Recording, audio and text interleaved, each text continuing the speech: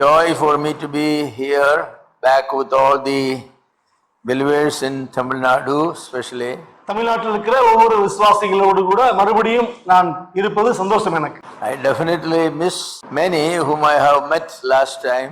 But I also see some new ones. Praise the Lord. கடந்த முறை பார்த்த அநேக மக்களை நான் காண முடியவில்லை இங்கு.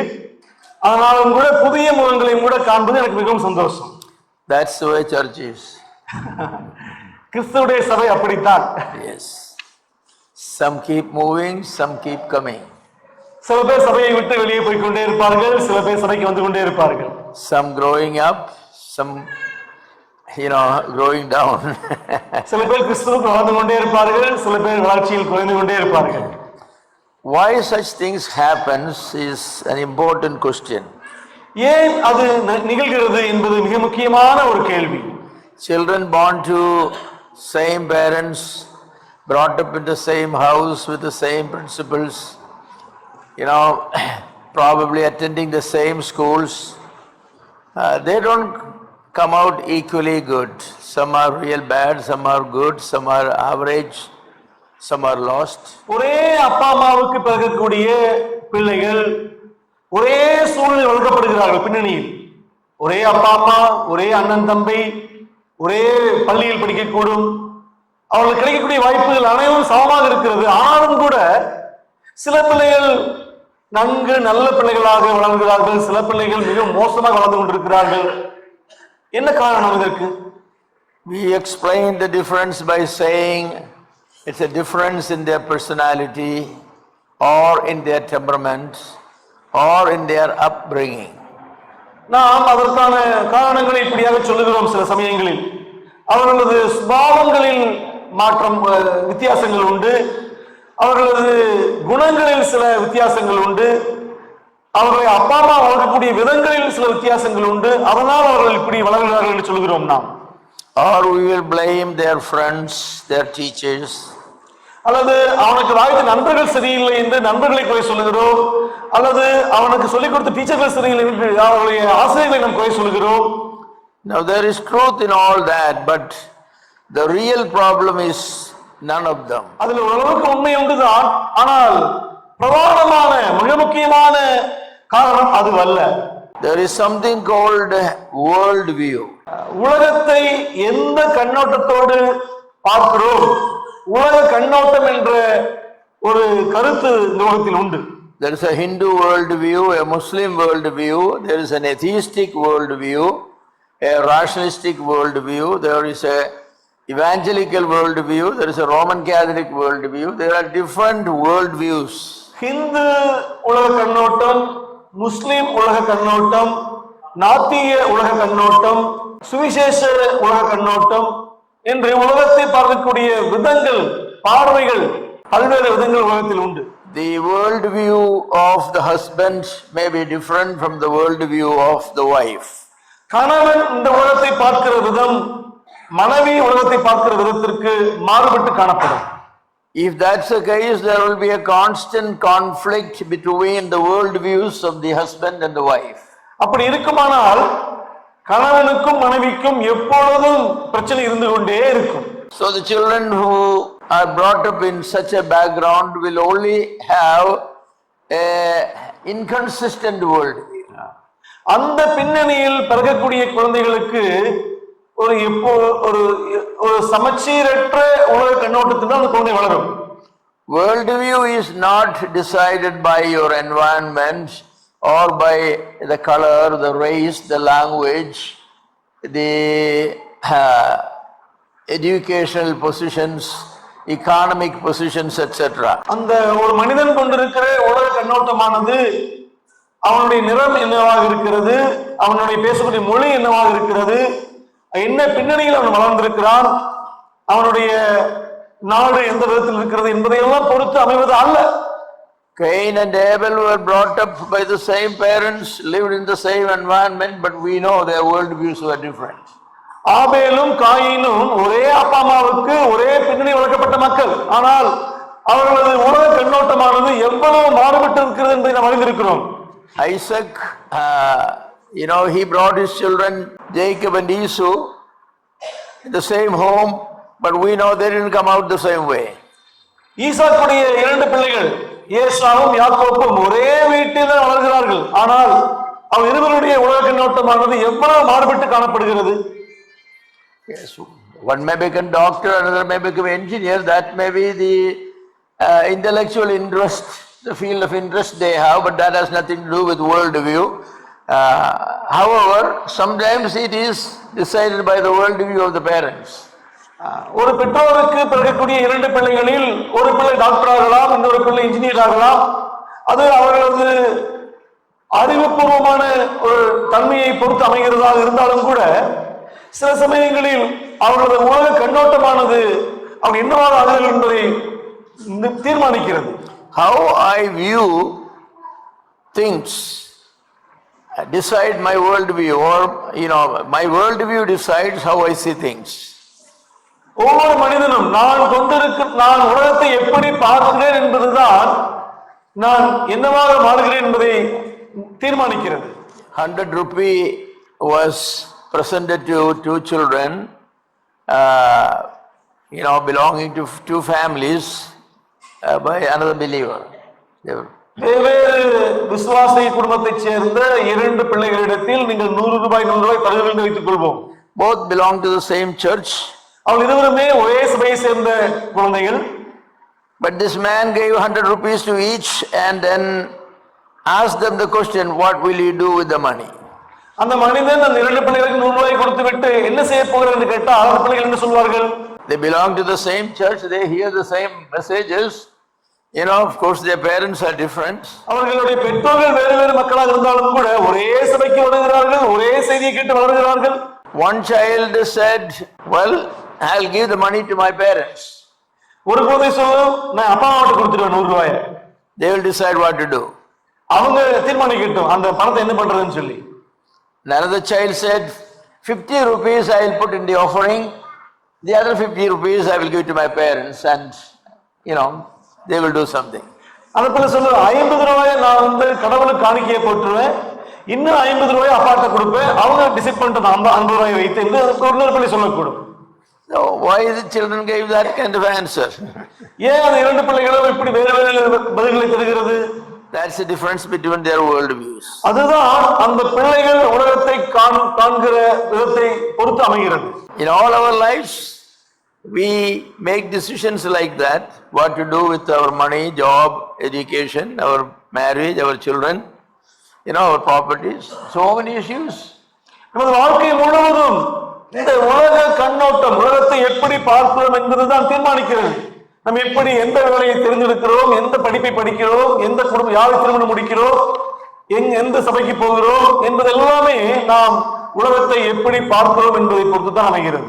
You may not be able to define or even explain your world view because they are not formulated necessarily intelligently, rationally, thoughtfully, but your behavior will reveal what your world view is. உங்களை பொறுத்தவரை உலக கண்ணோட்டமானது என்ன என்பதை குறித்து ஒரு தீர்க்கமான ஒரு வரையறை உங்களுக்கு இல்லாமல் இருக்கலாம். நீங்கள் தெளிவாக உட்கார்ந்து நிதானமாக யோசித்து இதுதான் நான் கொண்டிருக்கிற உலக கண்ணோட்டம் என்று எழுதாமல் இருக்கலாம் நீங்கள். ஆனால் உங்களது செயல்பாடுகள், உங்களது குணாதிசயங்கள் நிச்சயமாகவே எத்தகைய உலக கண்ணோட்டத்தை நீங்கள் கொண்டிருக்கிறீர்கள் என்பதை அது வெளிப்படுத்தும். There is nobody without a world view, even though they do not know what is their world view. உங்களது உலக கண்ணோட்டம் என்ன என்று உங்களுக்கு தெரியாவிட்டாலும் கூட உங்களுக்கு ஒரு உலக கண்ணோட்டம் உண்டு. The very few people who can intelligently define and explain their world view. There are people who have formulated their world view, willingly, thoughtfully, deliberately, purposefully, either according to the Bible or according to the philosophy they follow. இந்த உலகத்தில் ஒரு சில மக்கள் மட்டும்தான் தாங்கள் என்ன உலக கண்ணோட்டத்தை கொண்டிருக்கிறோம் என்பதை குறித்து தெளிவாக, மிகவும் உன்னிப்பாக, குறிப்பாக கவனித்து அதை எழுதி வைத்திருக்கிறார்கள். So what is ஒருவேளை கிறிஸ்தவ கண்ணோட்டமாக இருக்கலாம் அல்லது உலகத்தில் இருக்கிற தத்துவங்களை கொண்டதாக இருக்கலாம். So what is this world view? What is this world view? இந்த உலக கண்ணோட்டம் என்றால் என்ன உலக கண்ணோட்டம்? உலகத்தை எப்படி பார்ப்பது என்பதால் என்ன?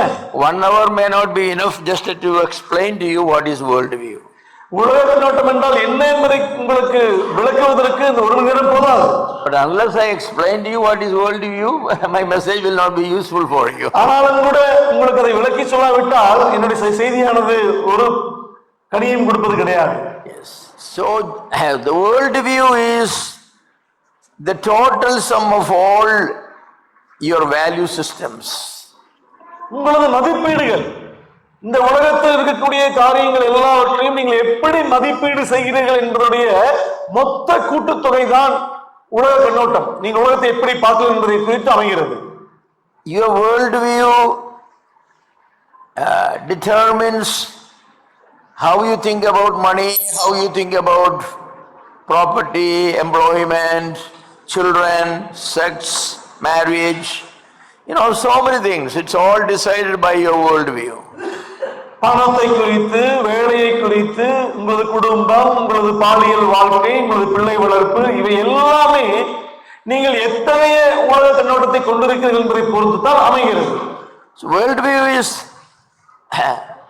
it's so simple yet so complicated. உலக கண்ணோட்டம் என்பது மிகவும் எளிமையானது, அதே சமயத்தில் சிக்கலானது. It explains the possibilities and the potentials of your life and how they are going to be used. நீங்கள் என்ன பெற்றிருக்கிறீர்கள், அதை எப்படி நீங்கள் பயன்படுத்தப் போகிறீர்கள் என்பது எல்லாவற்றையும் இதுதான் தீர்மானிக்கிறது. Two people with same background, as I said earlier, born and brought up in the same home, taught in the same schools, worship the Lord in the same church, they have totally different world views in life. ஒரே பள்ளியில் படிக்கக்கூடிய இரண்டு பிள்ளைகள் ஒரே குடும்பத்தைச் சேர்ந்த மக்களாக இருக்கலாம், ஒரே சபைக்கு போவர்களாக இருக்கலாம், ஆனாலும் கூட இந்த உலகத்தை காண்கிற விதமானது மிகவும் மாறுபட்டு காணப்படக்கூடும். Yes, two people traveling together in a car, they faced an accident. ஒரு காரில் பயணித்த இரண்டு பேர் ஒரு விபத்தை சந்தித்தார்கள். And in that accident, both people were killed. அந்த இரண்டு பேருமே அந்த விபத்தில் கொல்லப்பட்டார்கள். So all their parents, relatives and pastors of the church, they all came together. அவருடைய பெற்றோர்கள், சபையுடைய மூப்பர்கள், உறவினர்கள், நண்பர்கள் எல்லோரும் வந்து விட்டார்கள். And one of them said it was God's will that this should happen in their lives. ஒருவர் சொன்னார், இவர்களது வாழ்க்கையில் இப்படி ஒரு மதிப்பது என்பது தேவனது சித்தமாக இருந்தது என்று சொன்னார். The other person said it was the carelessness of the driver. இன்னொருத்தர் சொன்னான், அந்த டிரைவர் சரியா ஓட்டல, கவனமா அவன் சைக்கிள் அவன் வந்து வண்டியை ஓட்டல, அதெல்லாம் செத்து போயிட்டாங்கன்னு சொன்னான். Another person said, well, it's just an accident, it happens every day. இது ஒரு விபத்து தானே, விபத்து என்பது எதிர்பாராத நடப்பது தானே, இது டெய்லி நடக்கிறது தானே என்று சொன்னார். Why did these three people responded differently about this accident?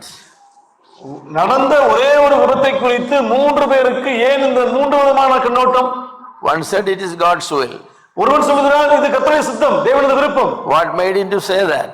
அப்படி அவன் சொல்வதற்கு என்ன காரணம்? எது அவனை அப்படி சிந்திக்க வைத்தது? He is a person who believes that behind everything that happens, there is a God who controls and things happen according to his will. இந்த மனிதன் கடவுள் ஒருவர் இருக்கிறார், இந்த உலகத்தில் நடக்கக்கூடிய எல்லாவற்றையும் அவர்தான் தீர்மானிக்கிறார் என்பதை பற்றி சரியான அறிவு பெற்றவனாக காணப்பட்டதினால் இந்த விபத்தை அவன் அப்படி பார்த்தான். The other person's worldview says that, it's man's responsibility, it's your carefulness, it's your thinking, you are responsible for everything that happens in your life. இன்னொருவன் சொன்னான், மனிதன் தான் எல்லாவற்றுக்கும் பொறுப்பாளி, அவன் யோசிப்பது செயல்படுவது அதுதான் விபத்துக்கு காரணமாக அமைந்திருக்கிறது என்று மனிதனுடைய பார்வையில் அவன் பார்ப்பவனாக காணப்பட்டான். He was more careful and responsible, this would have been avoided. அவன் வண்டியை ஓட்டுநரானவர் மிகவும் ஜாக்கிரதையாக இருப்பானால் விபத்து தவிர்க்கப்பட்டிருக்கலாம் என்று யோசித்தான். The third person said, it's just an accident every day in the roads, hundreds of accidents are happening and people are getting killed, there is nothing new here. மூன்றாவது, இது ஒரு விபத்து தான், டெய்லி எத்தனையோ நடக்குது, அதுல இதுவும் ஒண்ணு. Neither God is responsible nor the man is responsible. It is the natural thing. If you drive a car, on the road, an accident could occur. இந்த விபத்துக்கு கடவுளும் காரணம் இல்ல, மனுஷனும் காரணம் இல்ல.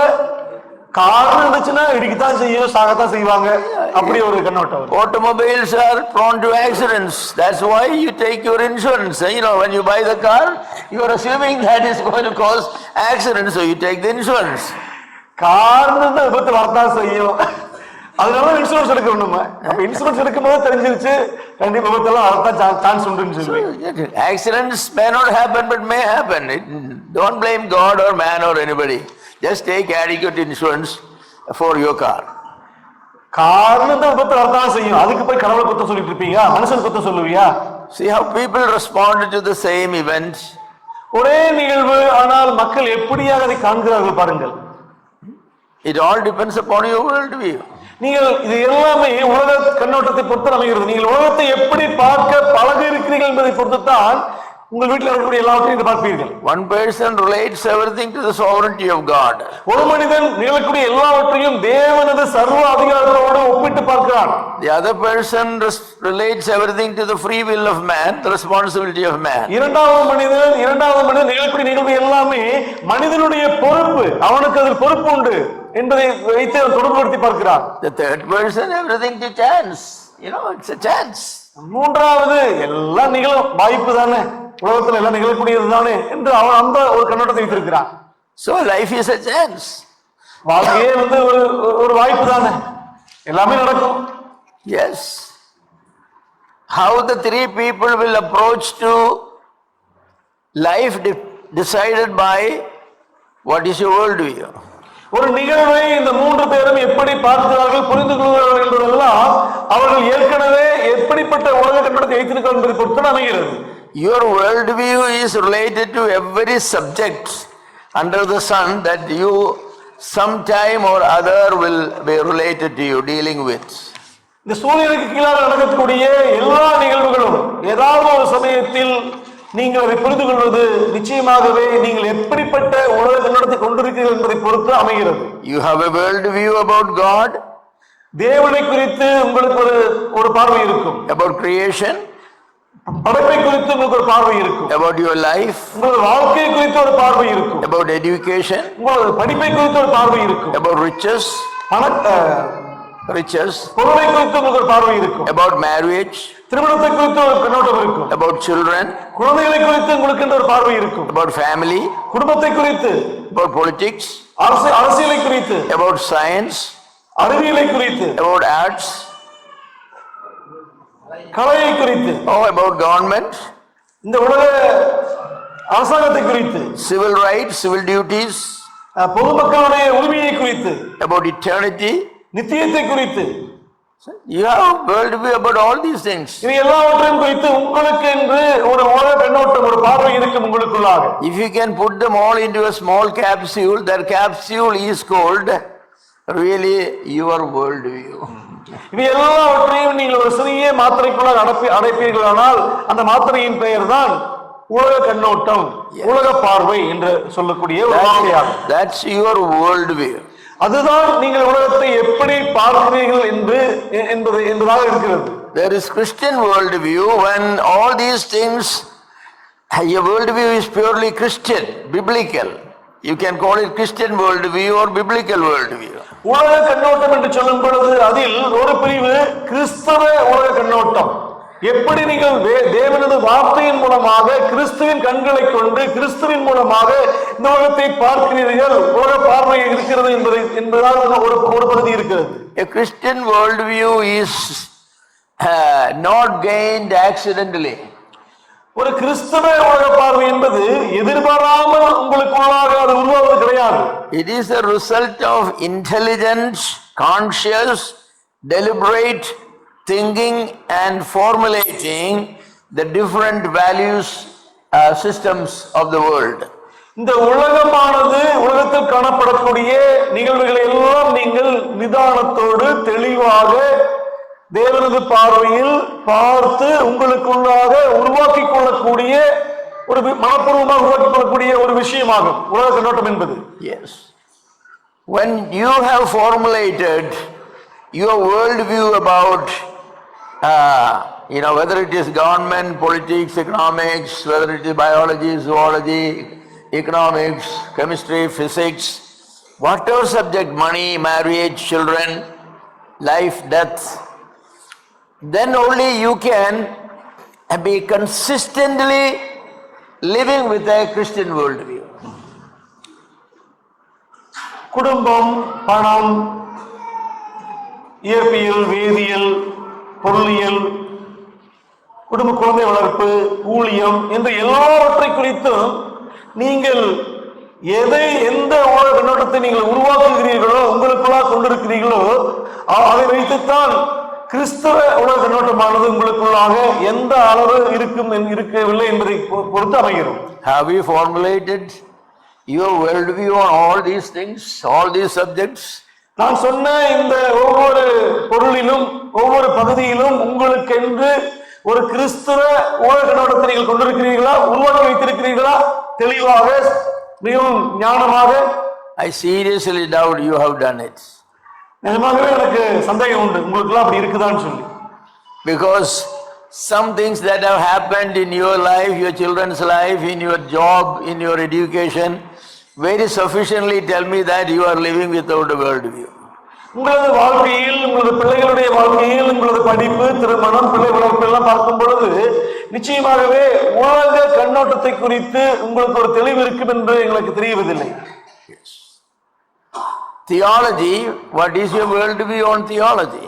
இறையியலை குறித்தான உங்களது உலக கண்ணோட்டம் என்ன? The worldview on theology will answer the questions: is there God?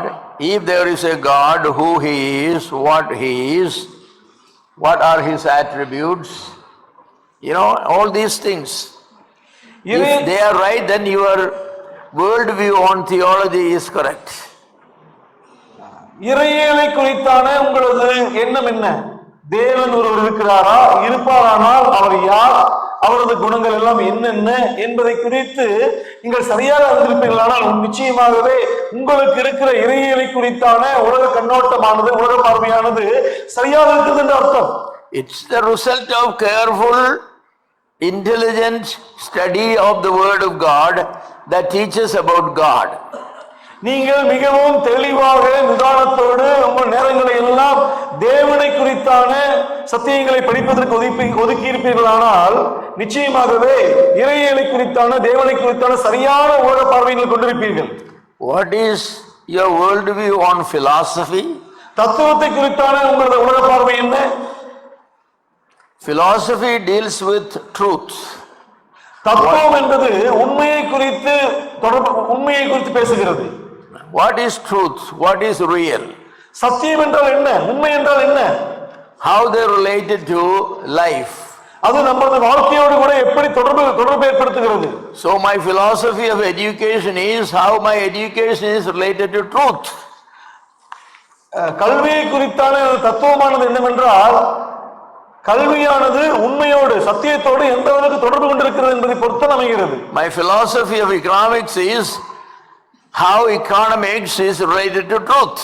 பொருளாதாரத்தை குறித்தான தத்துவம் என்ன என்பதுதான் என்பது பொருளாதாரத்தை குறித்து சத்தியத்துக்கும் அதற்கு தொடர்பு என்ன என்பதை குறித்து அமைகிறது.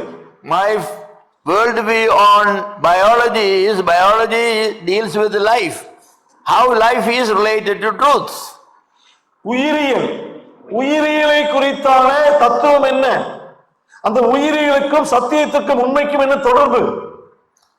My philosophy, my worldview on politics is how politics is related to truth. அரசியலை குறித்தான எனது உலக பார்வை என்ன? உண்மையாகவே அரசியலுக்கும் சத்தியத்துக்கும் என்ன தொடர்பு உண்டு என்பதை பொறுத்து இது அமைகிறது. You have to formulate your worldview on every single subject. It doesn't matter anatomy or physiology or medicine, engineering, mechanical, civil, electrical, whatever it may be, or about agriculture. Everything, there is a worldview on that subject. நீங்கள் என்ன பாடம் படித்தாலும் சரி, உங்களது பாடமானது அது விவசாயமோ, மருத்துவமோ, அல்லது கலையோ, அறிவியலோ, பொருளாதாரமோ எதுவாக இருந்தாலும் கூட அதை குறித்தான ஒரு கண்ணோட்டம், அது உண்மையோடு கூட சத்தியத்துக்கும் அதுக்கும் தொடர்பு என்ன என்பதை குறித்து தெரிந்தால் மட்டும்தான் உங்களுக்கு நல்ல உலக பார்வை இருக்கும். Your worldview on psychology relates to man and mind. So who is man? What is his basic character? You know, what relationship he has with God and all these things. உளவியல் என்பது மனிதனுக்கும் அவனது மனதுக்கும் உள்ள தொடர்பாகும். ஆகவே ஒரு மனிதனுடைய மனது என்ன சிந்திக்கிறது, அவனுடைய அதற்கு தத்துவம் என்ன, அது உண்மையாக சத்தியத்தோடு என்ன தொடர்புள்ளது என்பதுதான் நீங்கள் உளவியலை குறித்தான உலக பார்வைகளை பெற்றிருக்கிறதுக்கு வழிவகுக்கும். Yes, man is created with the body, soul and spirit. He is created by God in the image of God, a very image of God. He is created with eternity, you know, immortality. So many truths are related to psychology. உளவியலுக்குள்ள அநேக விஷயம் அடங்கி இருக்கிறது. மனிதனானவன் ஆவியோடும் சரீரத்தோடும் படைக்கப்பட்டிருக்கிறான். அவனுக்கு அந்த ஆவியும் சரீரத்தையும் கொடுத்தது தேவன் தான். அவன் தேவனது சாயலில் தேவனது குணங்களில் அவன் படைக்கப்பட்டிருக்கிறான். இவை எல்லாமே உண்மையோடு தொடர்புடைய, சத்தியத்தோடு தொடர்புடையது. Man is created, you know, with consciousness, self-consciousness, self-awareness, with accountability factors, with conscience. மனிதனானவன் தன்னை குறித்தான ஒரு உணர்வுள்ளவனாக படைக்கப்பட்டிருக்கிறான். Paul had the right worldview about psychology, so he said that I always maintain a good conscience before God and before man. பவுலுக்கு உளவியலை குறித்தான சரியான உலக பார்வை இருந்தது, உலக கண்ணோட்டம் இருந்தது. அதனால சொல்கிறார், நான் தேவனுக்கு முன்பாகவும் மனிதனுக்கு முன்பாகவும் சுத்த மனசாட்சி உள்ளவனாக இருக்கிறேன் என்று சொல்கிறார். What is your worldview on ethics? ஒழுக்க நன்னெறியை குறித்தான உங்களது பார்வை என்ன, உலக பார்வை என்ன? Ethics raises the main question, what is right and what is wrong. ஒழுக்க நன்னெறியை குறித்தான உங்களது உலக பார்வை என்ன? அதுதான் உண்மையில் எது சரி எது தவறு என்பதை குறித்து சரியாக விளக்குகிறது. You have a theistic ethics, then you will say right and wrong are decided by God. ஒருவேளை உங்களுக்கு தேவனை மையப்படுத்தின ஒரு This ethics, truth, right and wrong are decided by God. தேவனை மையமாக வைத்த ஒரு ஒழுக்க நன்னெறி உங்களுக்கு இருக்குமானால் நீங்க சொல்வீர்கள், கர்த்தரது பார்வையில் எது சரியோ அதுதான் உண்மையில் சரி, தேவனது பார்வையில் எது தவறோ உண்மையாக தவறுதான் என்று சொல்வீர்கள். Whatever things are declared by God as right for man's behavior, they are ethically right. மனிதனது செயல்பாடுகளுக்கு தேவன் எது சரி எது தவறு என்று சொல்கிறாரோ அதுதான் சரி தவறு. There is ethical absolutism, that is ethics are absolute when it is decided by God, and God said thou shalt not, thou shalt not, thou shalt not. They are absolute rules. இந்த உலகத்தில் ஒழுக்கம் என்றால் என்ன என்பதை குறித்து தேவன் தெளிவாக விளக்கி இருக்கிறார். இதை செய்தால் நீ அது சரி, செய்ய தவறினால் தவறு தேவன் சொல்லி இருக்கிறார் தெளிவாக. Then there are relative ethics, which says that truth, right and wrong are not decided by any agency outside, but it is the situation, the circumstances that decides what is right and wrong. ஒழுக்கம் நன்னெறி என்று ஒன்று உலகத்தில் ஒன்றும் கிடையாது. சில பேருக்கு அது ஒழுக்கமாக இருக்கலாம், சில பேருக்கு அது ஒழுக்கம் இல்லாமல் இருக்கலாம். ஒழுக்கம் இல்லாமல் என்பதெல்லாம் தேவன் நிர்ணயிப்பதல்ல, அந்த சூழ்நிலையில் அவன் எப்படி இருக்கிறான் என்பதை தீர்மானிக்கிறது. மக்களும் கூட உண்டு. In the Second World War, a German woman with a husband and 4 children, she was arrested by the Russian soldiers. இரண்டாவது உலகப் போர் நடந்த பொழுது ஒரு ஜெர்மானிய பெண்மணி தனது 4 பிள்ளைகளோடு கூட ரஷ்ய அரசாங்கத்தால் அவர் கைது செய்யப்பட்டார். She was a German nurse working in the Second World War. அவர் ஜெர்மானிய ஒரு தாதியாக இருந்தார். அவர் உலகப் போர் நடந்த போது வேலை செய்து கொண்டிருந்தார் தாதியாக. Her husband was dying because of tuberculosis. அவருடைய கணவனானவன் காசநோயால் மரித்து போனார்.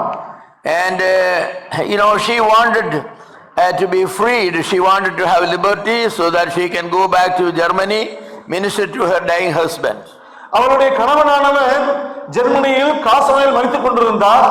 ஆகவே இவள் நினைத்தால் எனக்கு விடுதலை கிடைக்குமானால் சீக்கிரமாக நான் என்ன செய்ய முடியும், நான் ஜெர்மனியில் மரித்துக் கொண்ட கணவனை போய் காண முடியும், கூட இருக்க முடியும் நினைத்தார். She appealed to the Russian authorities and they said, no, you cannot go, you are a prisoner of war. ரஷ்ய அரசாங்கத்திற்கு அவள் கேட்டுக்கொண்டார், என்னை விட்டு விடுங்கள், கணவன் மறித்துக் கொண்டிருக்கிறார் என்று. இல்லை இல்லை, நீ உன்னை போர் கைதியாக பிடித்து வைத்திருக்கிறோம், உன்னை அனுப்ப முடியாது என்று சொன்னார்கள் அவர்கள். The guard who was responsible for her safekeeping in the prison, she approached the guard and asked, is there any way I could get out of this prison? அவளை அந்த சிறையில் பார்த்து கொண்டிருந்த அந்த சிறை அதிகாரி இடத்தில் போய் கேட்டாள், நான் இந்த சிறையில் தப்பிப்பதற்கு, விடுதலை அடைவதற்கு ஏதாவது வழி உண்டா என்று. So the guard gave her a piece of information, and God said that there is one law in Russia that if a woman prisoner is pregnant, she should be given freedom. அவர் இப்படியாக ஒரு விஷயத்தை சொன்னார். ரஷ்யாவை பொறுத்தவரை ஒரு பெண்ணானவள் அவள் கர்ப்பம் தரிக்கப்பட்டவளாக இருந்தால் நிச்சயமாகவே அவள் விடுதலையாக்கப்படுவாள். So just to get freedom so that she could go home and minister to her dying husband, she got pregnant with the guard. ஆகவே மரித்துக் கொண்டிருந்த கணவனை போய் அவள் உதவி செய்ய வேண்டும் என்பதற்காக அந்த சிறை அதிகாரியோடு கூட சேர்ந்து பிள்ளையை அவள் கர்ப்பம் தரித்து அவள் விடுதலையாகி ரஷ்யாவுக்கு போனாள், அவள் ஜெர்மனிக்கு போனாள். When the medical board examined her, they found out that she is pregnant, and especially with the Russian guard, so they let her go. அந்த மருத்துவர்களும் என்ன அவளை பரிசோதித்து பார்த்து அந்த ரஷ்ய சிறை அதிகாரியோடு அவள் தொடர்பில் இருந்தால் அவள் பிள்ளையை கர்ப்பம் தரித்துட்டார் என்பதை கண்டுபிடித்து அவள் விடுதலை கொடுத்து அனுப்பினார்கள் ஜெர்மனிக்கு. When she got back to Germany, she belonged to the Lutheran church. The question came, she should be excommunicated from the church for committing adultery or not. அவள் லூத்தரன் சபையை சேர்ந்தவளாக இருந்தால் அந்த சபையானது இவளை இது கேள்விப்பட்டு இவள் விபச்சார பாவத்தில் இருக்கிறாள் என்று சொல்லி அவளை வெளியே அனுப்பலாம் வேண்டாம் என்பதை குறித்து யோசித்தார்கள். Half of the people in the church said no, she should not be excommunicated. You know, her husband is dying. As a wife, it is her duty to come and minister to, and the Russian law permitted only on this condition she could be.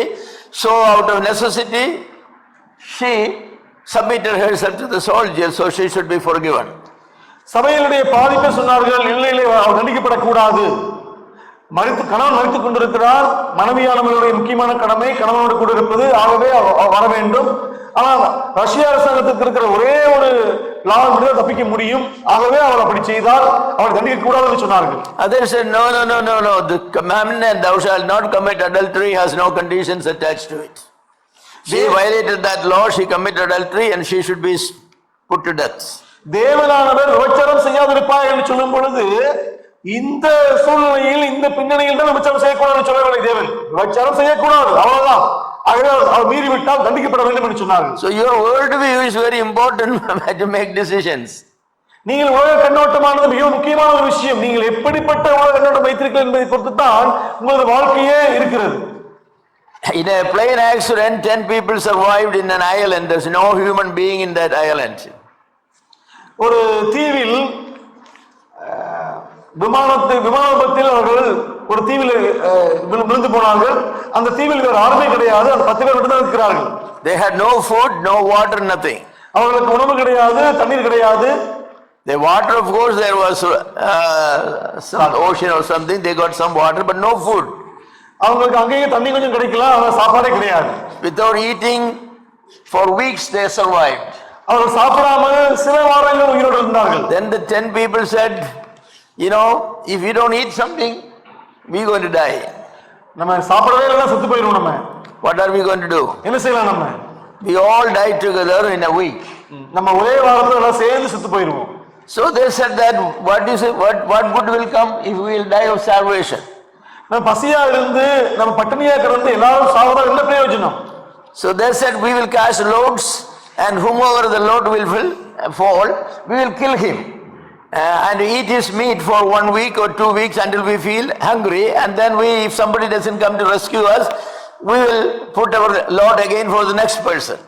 நம்ம சீட்டு போடுவோம், சீட்டு யார் மேல விழுகுதோ அவரை நம்ம அடிச்சு புசிக்கலாம், 2 வாரம் உயிரோட இருக்கலாம், பசி வராத வரைக்கும் நம்ம எல்லாம் சேர்ந்து இருக்கலாம், அது வரைக்கும் யாராவது வந்துருவாங்க காப்பாத்துறதுக்கு வந்தா நம்ம போயிடலாம், இல்லைன்னா மறுபடியும் இன்னொரு சீட்டு போடுவோம், இன்னொருத்தரையும் கொஞ்சம் அடிச்சு சாப்பிடலாம் நம்ம. So things so happened that nobody came to rescue them for next 2 months, but by that time only one person remained. அடுத்த 2-3 மாதங்களுக்கு ஒருவரும் அவர்களை மீட்க வரவில்லை. கடைசியாக உயிரோடு இருந்தது ஒரே ஒரு ஆள் தான்.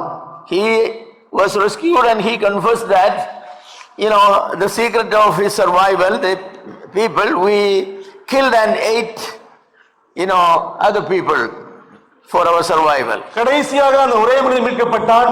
அவன் ரகசியத்தை சொன்னான், தான் உயிரோடு இருப்பதற்கு என்ன காரணம் என்று.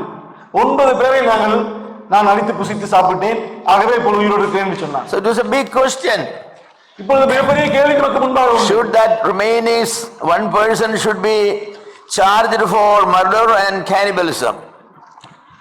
ஒரு நரமாம்சத்துக்காக அவர் மேல்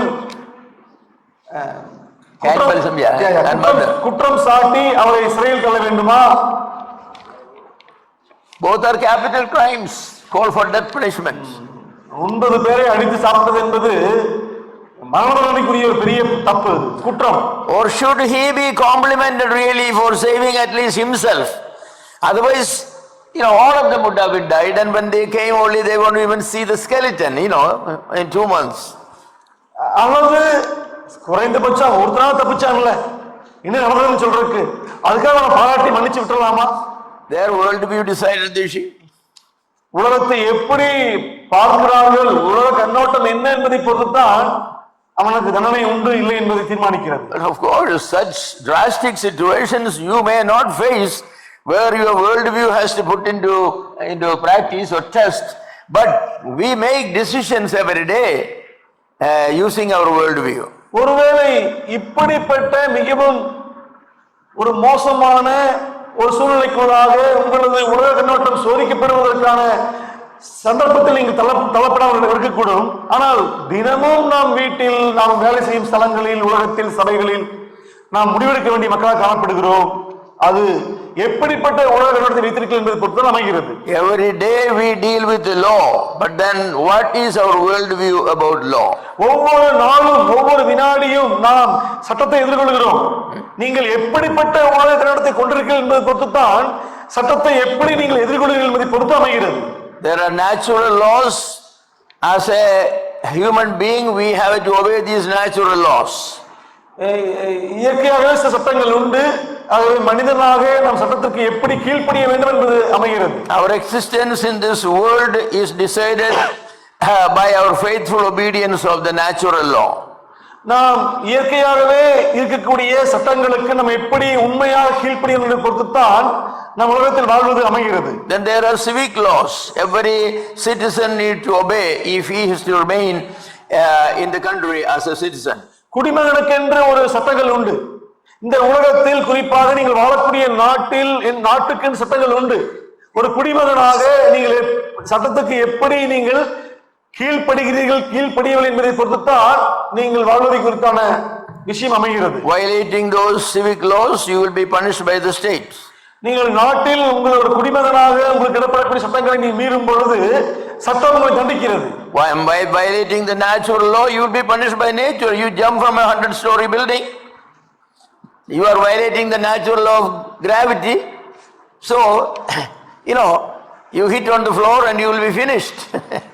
இயற்கையாக நமக்கு புவியீர்ப்பு விசை என்ற ஒரு விஷயம் உண்டு, அதற்கென்று ஒரு சட்டங்கள் உண்டு. ஆகவே நீங்கள் 100 அடுக்கு மாடியிலிருந்து கீழே விழுவீர்களானால் இயற்கை என்ன செய்யும்? புவியீர்ப்பு விசையை தாண்டி நீங்கள் குதிக்கிறீர்கள், ஆகவே நீங்கள் சாகடிக்கப்படக்கூடும். There are spiritual laws. ஆவிக்குரிய சட்டங்கள் உண்டு நமக்கு. They decide our existence and our relationship between God and man. தேவனுக்கும் நமக்கும் மற்ற மக்களுக்கும் நமக்கும் இடையே காணப்படக்கூடிய உறவை இந்த ஆவிக்குரிய சட்டமானது தீர்மானிக்கிறது. Those laws are given by the absolute lawgiver, our God. அந்த ஆவிக்குரிய சட்டங்கள் எல்லாமே இறுதியான தேவனாகிய நம் கர்த்தர் நமக்கு தந்திருக்கிறார். Then there are laws of politics. அரசியலுக்கு சட்டங்கள் உண்டு. Politics deals with administration rule. அந்த அரசியலானது இந்த உலகத்தை எப்படி ஆளுகை செய்யப்படுகிறது என்று தீர்மானிக்கிறது. How freedom could be preserved. உலகத்தில் தரப்பட்ட சுதந்திரமானது எப்படி பாதுகாக்கப்பட வேண்டும் என்று தீர்மானிக்கிறது. How justice could be executed. எப்பொழுது நீதியானது எப்படி செயல்படுத்த வேண்டும் என்று தீர்மானிக்கிறது. How every member of that nation will live according to the rule and order. நாட்டில் இருக்கிற ஒவ்வொரு குடிமகனும் அந்த நாட்டில் இருக்கிற சட்டங்களின்படி எப்படி வாழ வேண்டும் என்று தீர்மானிக்கிறது. There are world view about economics. பொருளாதாரத்தை குறித்தான உலக கண்ணோட்டம் உண்டு. Economics deals with the earning, the spending, the saving of money. ஒரு மனிதன் எப்படி பணத்தை சம்பாதிக்க வேண்டும், எப்படி செலவழிக்க வேண்டும், எப்படி அவன் சேமிக்க வேண்டும் என்பதை குறித்து எல்லாமே இதுதான் தீர்மானிக்கிறது. So it decides whether your earning is ethical, your spending is ethical, your saving is ethical, are you working correctly to get the wages? All these questions are decided by economics. பொருளாதாரத்தை குறித்த சட்டம் தான் நீங்கள் சரியாக சம்பாதிக்கிறீர்களா, சட்டப்படி செலவு செய்கிறீர்களா, சரியானபடி சேமிக்கிறீர்களா என்பது, நீங்கள் சரியானபடிதான் வேலை செய்து சம்பாதிக்கிறீர்கள் என்பதை எல்லாம் தீர்மானிக்கிறது. All these aspects of the world views need to be established in our own life, and then when our children are born, from day one, the first day of the birth, the child should be trained in the Christian worldview of eating, drinking, sleeping, bathing, studying, obeying, and everything. When that child is brought up consistently with Christian worldview, it is guaranteed. That is what Proverbs 22 says, the way the child should go is a Christian worldview. Then that child will never go wrong because his worldview is correct. இந்த உலகத்தில் குழந்தை பிறக்கக்கூடிய அந்த முதல் நிமிடத்திலிருந்து அந்த பெற்றோர்கள் அந்த குழந்தைக்கு சரியான கிறிஸ்தவ உலகத்தை சொல்லித்தர வேண்டும். எப்படி சாப்பிடுவது, எப்படி குளிப்பது, எப்படி சம்பாதிப்பது, எப்படி மற்ற மக்கள் ஈடுபடுவது என்று எல்லாவற்றையும் அந்த கிறிஸ்தவ கண்ணோட்டத்தில் அந்த குழந்தை வளருமானால், அந்த குழந்தை வளரும் பொழுது கிறிஸ்தவ கண்ணோட்டத்தோடு உலகத்தை பார்த்தும் எல்லா விதமான பாவங்களில் இருந்தும் கூட அதனை காத்துக் கொள்வதற்கு சாத்தியங்கள் அதற்கு உண்டு. But instead, when the child is born, you just provide the child food and drink and clothes, and then send the child to a school for education, and provide the money for education and all that, and then send him away from the home. Go and live, earn, work, earn this and that. Then that child is in a dangerous ground because he has no worldview ingrained in his or her heart. She will not come right. அந்த குழந்தையானது பிறக்கிறது, வளர்கிறது, நீங்கள் எதையும் சொல்லித் தராமல் அது தானாக வளர்ந்து கொடுக்கிறீர்கள், பணம் கொடுக்கிறீர்கள், சாப்பிடுகிறது, படிக்கிறது, வெளியே அனுப்புகிறீர்கள். நிச்சயமாகவே கிறிஸ்தவ உலக பார்வை என்றால் என்ன அந்த பிள்ளைக்கு தெரியாமலே வளருமானால் நிச்சயமாகவே அந்த பிள்ளை பெரிய ஆபத்தில் இருக்கிறது என்றுதான் அர்த்தம். He will live like any other person in the world. இந்த உலகத்தில் மற்ற மனிதனைப் போல தான் அவனும் வளருவான். He eats only to maintain his life, he studies only to enlarge his intelligence, and he works only to earn money. அவன் தன்னை பாதுகாக்க மட்டும்தான் சாப்பிடுவான், அவன் தனது அறிவை பெருக்கத்தான் படிப்பான், அவன் he will work only to earn money. அவன் பணம் சம்பாதிக்கத்தான் வேலை செய்வான். He has no absolute ultimate goal for life. தனது வாழ்க்கைக்கென்று ஒரு அருமையான லட்சியம் அவனுக்கு இருக்காது. ஏதோ வாழ்க்கை என்று வாழ்வான் அவன். Whatever you do, eat or drink, you should do it for the glory of God. Whether you change your clothes, whether you take bath, whether you drink a cup of coffee, whether you learn lessons, you go to school, everything you must do it for the glory of God. That should be the world view trained, that is trained to the child. புசித்தாலும் குடித்தாலும் தேவன் மகிமைக்காக செய்ய வேண்டும். நீங்கள் வீட்டில் எப்படி தூங்குகிறீர்கள், எப்படி சாப்பிடுகிறீர்கள், எப்படி சமைக்கிறீர்கள், ஒரு டம்ளர் காஃபி குடித்தாலும் எப்படி காஃபி குடிக்கிறீர்கள் என்பது எல்லாவற்றையும் நீங்கள் தேவனது கண்ணோட்டத்தில் நீங்கள் செய்யும் பொழுது நிஜமாக உங்கள் வாழ்க்கையானது கிறிஸ்துவ கண்ணோட்டத்தைப்பட்ட வாழ்க்கையாக இருக்கும். Son or daughter, your body is the temple of God. So whatever you put inside your body like food and drink, or whatever you put on your body like clothes, you should do it for the glory of God. You just don't have the freedom to do anything you want with your body. மகனே மகளே, நீ பெற்றிருக்கிற சரீரமானது தேவன் கொடுத்தது. இந்த சரீரத்துக்கு உள்ளாக என்ன போடுகிறாய் என்பதும் கூட தேவனுக்கு மகிமையை தர வேண்டும். சரீரத்துக்கு வெளியாக எப்படி உடுத்துகிறாய் அதுவும் தேவனுக்கு மகிமையை தர வேண்டும். ஜாக்கிரதையாக இரு. இது கிறிஸ்துவ கொடுத்த சரீரம் என்று சொல்லி தர வேண்டும் நாம் பிள்ளைகளுக்கு. Your sleep and waking up, everything to keep your body healthy, and your body need to be healthy because it is for the glory of God. So you should get adequate amount of sleep, you should have adequate amount of exercise, you should have adequate amount of food and everything. The child should be taught from childhood, then that child will grow as a godly man, a godly woman. நீங்கள் எவ்வளவு நேரம் தூங்குகிறீர்கள், எவ்வளவு நேரம் நீங்கள் உடற்பயிற்சி செய்கிறீர்கள், இது எல்லாவற்றையும் பொறுத்துதான் வாழ்க்கையான அமையும். அது அவசியம். What is the purpose of education? படிப்புடைய நோக்கம் என்ன? Why you send your children to school? ஏன் உங்களது பிள்ளைகளை நீங்கள் பள்ளிக்கு அனுப்புகிறீர்கள்? You know, two families, one family, every day talk that, son, daughter, look, you need to study well to become a doctor. Okay? If you're going to study this way, you're never going to become a doctor. So study, become a doctor. ஒரு குடும்பமானது மகளே மகனே நீ நன்கு படிக்க வேண்டும், நீ நல்லா படித்தாதான் doctor ஆக முடியும், நீ இப்படி படித்த டாக்டர் ஆக முடியாது, ஆகவே படி படி படி. The other family said, son, look, you are a child of God. The purpose of your life is to glorify God. மகளே மகனே நீ தேவனது பிள்ளையாக இருக்கிறாய், உனது வாழ்க்கையின் நோக்கம் கர்த்தரை மகிமைப்படுத்துவது. Education has two purposes. One is to enlarge your mind. கல்வியுடைய நோக்கம் இரண்டு. ஒன்று உனது சிந்தா சக்தியை விரிவுபடுத்துவது, Your thinking ability, நீ யோசிக்கக்கூடிய தன்மை, your discerning ability. நீ நிதானிக்கக்கூடிய தன்மை. Yeah, you will have better ability if you are educated properly. நீ சரியாக படித்தால் இது போன்ற சிந்தனா சக்தி எல்லாம் சரியாக வேலை செய்யும். But the other purpose is to earn a living in life. That's all. இன்னொன்று நீ இந்த உலகத்தில் வாழ்வதற்கு தேவையான பணத்தை சம்பாதிப்பதற்கான ஒரு வழியாகும். It doesn't matter you become engineer or doctor or farmer or a fisherman or a carpenter. No, as long as you earn an honest living, that serves a purpose. நீ டாக்டரோ இன்ஜினியரோ சாதாரண விவசாயியோ அல்லது மரத்தச்சனோ என்ன வேலை இருந்தாலும் கூட நீ ஒரு கௌரவமாக நீ சாப்பிடுவதற்கு வாழ்வதற்கு தேவையான பணத்தை சம்பாதிப்பது அவ்வளவுதான். It does not mean to ask your parents whether you are a doctor, engineer, carpenter or you are a fisherman or you are a driver. As long as you are an honest citizen of this country, you are living by working and faithfully using it, and know how to earn, how to use, how to save and everything. It doesn't matter to us. We love you, we respect you. நீ தேவனுடைய பிள்ளையாக இருக்கிற எங்களுக்கும் பிள்ளையாக இருக்கிறாய், நீ என்ன வேலை செய்கிறாய் எவ்வளவு சம்பாதிக்கும் என்பதை குறித்து எங்களுக்கு அதிகமான அக்கறை கிடையாது. ஆனால் நீ சம்பாதிப்பது செலவழிப்பது எல்லாம் தேவனுக்கு உட்பட்டு இருக்க வேண்டும், அது ஒழுக்கமாக இருக்க வேண்டும், ஒழுங்கான வழியில் இருக்க வேண்டும், அதுதான் எங்களுக்கு முக்கியம். எப்படி இருந்தால் நாங்கள் நேசிப்போம், அன்புகளுக்கு உண்டு என்று சொல்லுவோம். So the one child is made a doctor because if you study like this, you want to be a doctor, you want to be an engineer, you want to be this one, study, doctor. You made him a doctor, then is he for the kingdom of God? Is he glorifying by his profession? No, that's nothing. No other doctor is in the hospital and this doctor, what difference makes? No difference makes.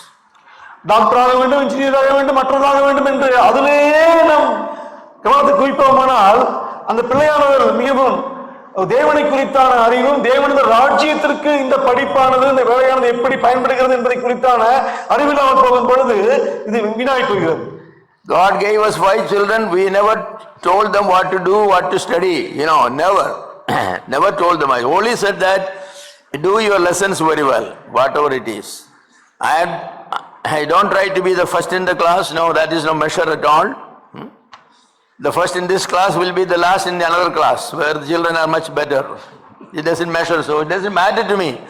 As long as you study your lessons and you pass your exams, it's fine for me. The purpose of your life, education, is to get a decent living. That's all. Not to make money, but to glorify God. None of them become doctors or engineers. So what? Nothing happens.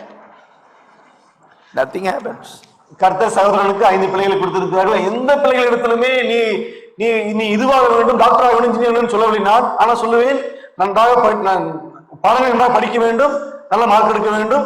இந்த உலகத்தில் யாரையும் சார்ந்திராதபடிக்கு நல்ல ஒரு ஒழுங்குள்ள நல்ல ஒழுக்கமுள்ள வாழ்க்கை வாழ்வதற்கு உங்களது வாழ்க்கையில் நீங்கள் மற்றவர்கள் சார்ந்திராமல் ஜீவிப்பதற்கு தேவையான விதத்தில் படித்தால் போதும் என்று சொல்லுவேன்.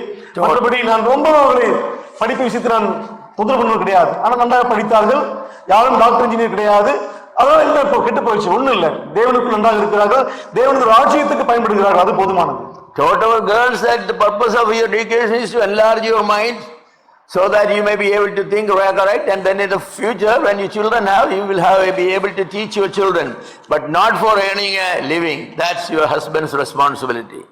As a result, none of our girls are working. Even daughter-in-laws are not working. The husbands support the family, said that's enough.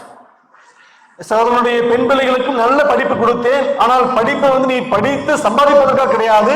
உனது சுந்தர சக்திகளை வளர்த்துடு, நான் தேவனுக்கு பிள்ளைகளை கொடுக்கும்போது, கணவனை கொடுக்கும்போது நன்றாக பிள்ளைகளை கவனித்துக்கோ, கணவனை கவனித்துக்கோ. ஆனால் வீட்டுக்கு சம்பாதிக்கக்கூடிய பொறுப்பெல்லாம் கணவனுடையதுதான். தேவனுடைய கிருபையால் பிள்ளைகள் யாரும் வேலை செய்யவில்லை, மருமகன் கூட வேலை செய்யவில்லை. எல்லா பொறுப்பும் கணவன் தான் பொறுப்பெடுக்கிறார்கள். For marriage also, what is the purpose of your marriage? திருமணத்தின் நோக்கம் கூட என்ன? You need a husband or a wife that is compatible to you. உங்களுக்கு கணவன் மனைவி ஆண் பெண் வேண்டும். அது உங்களுடைய சூட்டபிலிட்டி, அது பொருத்தம் சரியாக இருக்க வேண்டும். அவ்வளவுதான். Could be the suitable helper, one who will suits you.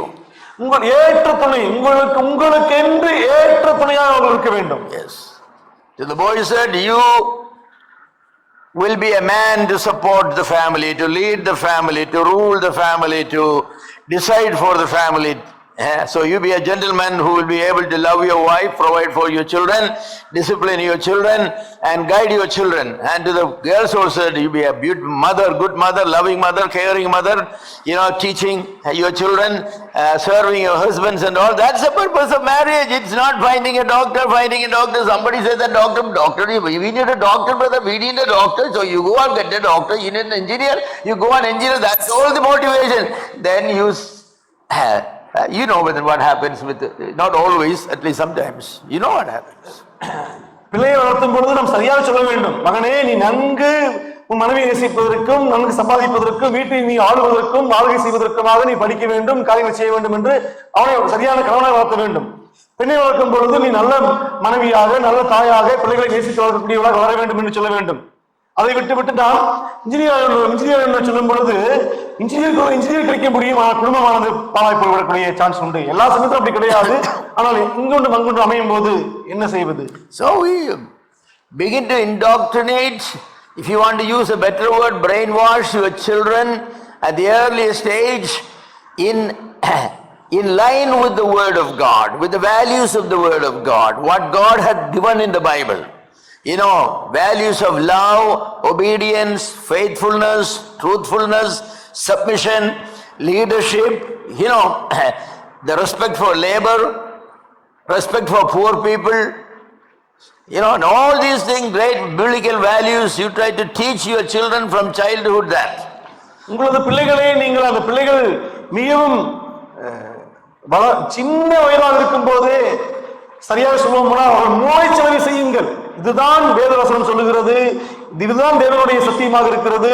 ஆகவே நீங்கள் தேவனை நேசிக்கக்கூடிய, கணவனுக்கு கீழ்ப்படியக்கூடியவர்களாக, கணவனை நேசிக்கக்கூடியவர்களாக, அன்புள்ளவர்களாக, மனைவி நேசிக்கக்கூடிய பிள்ளைகளாக, நன்கு நீங்கள் சம்பாதிக்கக்கூடியவர்களாக என்று தேவனது குணங்களை மையமாக வைத்து பிள்ளைகளை நீங்கள் மூளைச்சலவை செய்து பார்த்திருக்க வேண்டும் பிள்ளைகளை. But at home people talk about, caste and education and money and social status and all. So in marriage also they are the consideration. What caste, this caste, okay. What education? He's an engineer, you're an engineer. Okay, that's fine then. That's fine. That's good match. Then you have your marriage and all that. ஆமா, திருமணம் வரும்போது என்ன ஜாதி, இந்த ஜாதி போதுமா, இந்த ஜாதி, இந்த படிப்பு, இந்த பணம், ஓகே. இப்படி ஜாதியையும் பணத்தையும் தேடும் பொழுது குடும்பமானது ஒன்றுலாம் போய்விடுகிறது. We told our children from childhood that when marriage proposal comes, beauty should not be a consideration at all. Character should be the consideration, not beauty. சகோதரன் தனது பிள்ளைகளை சிறு வயதிலிருந்து வளர்க்கும் பொழுது இப்படித்தான் சொல்லி வளர்த்தார். திருமணம் என்று வரும்பொழுது, ப்ரொபோசல் வரும்பொழுது அழகு ஒரு போட்டா முன்னாடி வைக்க கூடாது, குணம் தான் முன்னாடி வர வேண்டும் என்று சொன்னார். Yes, God may give you beautiful wives and handsome husbands, but that's not the important thing. You ask God to give you godly husbands and godly wives. தேவன் நன்கு அழகான திறமையான மக்களை கொடுக்க முடியும், அதல்ல பிரச்சனை. கர்த்தரிடத்தில் நீங்கள் நல்ல குணமுள்ள, தேவ பக்தியுள்ள துணையை கொடுங்கள் என்று பிள்ளைகளுக்காக கேட்க வேண்டும் நீங்கள். So this world view is Christian world view or biblical world view is so important. வேதாகம கண்ணோட்டத்தில் வாழ்வது, இந்த உலகத்தை கர்த்தரது பார்வையில் பார்ப்பது என்பது மிகவும் முக்கியமானது நமக்கு. Now at least by now you have a vague idea about what is this world view. உலக பார்வை என்றால் என்ன என்பதை குறித்து உங்களுக்கு கொஞ்சம் அப்படி தெரிஞ்சிருக்கும் என்று நம்புகிறேன். If you have the correct world view, you know where to give priorities and importance in life. உங்களுக்கு சரியான உலக கண்ணோட்டம் இருக்குமானால் உங்களது வாழ்க்கையில் எதற்கு முதலிடம் தர வேண்டும் என்பதை குறித்து சரியாக அறிந்திருப்பீர்கள். Education, employment, money, homes, property, they will not have primary or even secondary importance in family life. Your worldview is correct. உங்களது உலக கண்ணோட்டமானது சரியாக இருக்குமானால் பணம், சமுதாயத்தில் உங்களுக்கு கொடுக்கப்பட்ட அந்தஸ்து, படிப்பு இவையெல்லாம் முதல்ல இரண்டாவது இடம் கூட வைக்காது. One of my son-in-law's father, talking about few years back, he asked that, he said, I was surprised that you did not even ask me how much property we had, whether this home is rented or you are living, it's our own. You did not ask anything. How dared you to give your daughter to my son without knowing any of these things? That's the question he asked me. இவருடைய சம்பந்தி, அதாவது daughters father-in-law, சகோதரனுடைய பெண்ணுடைய மாமனார் வந்து சமீபத்தில் கேட்டார், நீங்க உங்க பெண்ணை கொடுப்பதற்கு முன்பாக நீங்க இருப்பது சொந்த வீடா, வாடகை வீடா, எவ்வளவு சொத்து இருக்குது, சொத்து இருக்குது, எதுவுமே கேட்காம உங்க பொண்ணை வந்து எதை நம்பி கொடுத்தீங்க, உனக்கு எவ்வளவு தைரியம் உனக்கு அப்படின்னு கேட்டாரு எங்களை பார்த்து. I said, I did not give my daughter to a rented house or a owned house or 2 acres of land or no acres of land. No, I gave my daughter to a godly man and I know that he will take care of it. நான் என் பொண்ணை வந்து 2 acre நிலத்துக்கு வந்து நான் பொண்டாட்டியை கொடுக்கல, ஒரு சொந்த வீட்டுக்கு நான் பொண்டாட்டியை கொடுக்கல, வாடகை வீட்டுக்கு நான் மனைவியா என் பொண்ணை கொடுக்கல, ஒரு தேவபக்தியுள்ள ஒரு பையனுக்கு நான் என் பொண்ணை கொடுத்திருக்கிறேன், அவர் பார்த்துப்பாரு என் பொண்ணை வந்து. That's all. அதுதான் எனக்கு அதுதான். That settles the matter. அது எல்லாவற்றையும் பொறுப்படுத்துறது. I am not saying that you should not look anything else. I am not saying that, but the primary thing you should look for is a godly man.